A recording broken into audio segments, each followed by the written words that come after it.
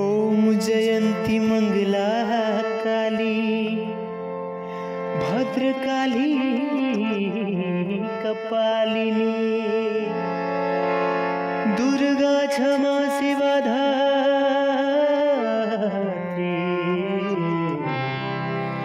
स्वाहा स्वधा नमोस्तुते।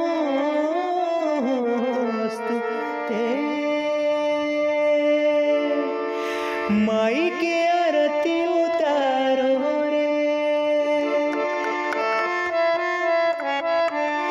मंगल गीत गाओ रे। माई के आरती उतारो रे, मंगल गीत गाओ रे।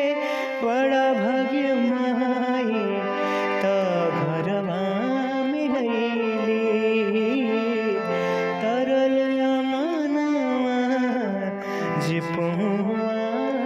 धैली। घिउआ के दिया जराओ रे, मैया जी के भोग लगाओ रे।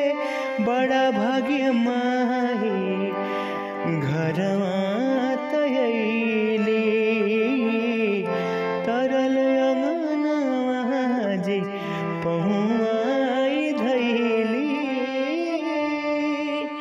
जय हो जग तरनी, जय हो दुख हरनी।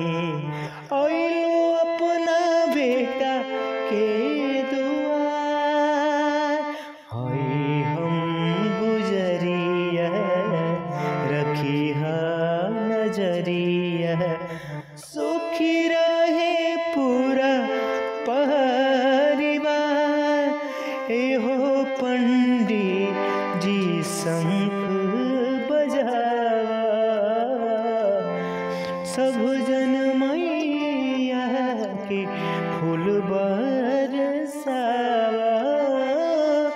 मैया के चुनरी ओढ़ाओ रे, हरी हरी चूड़ी चढ़ाओ रे।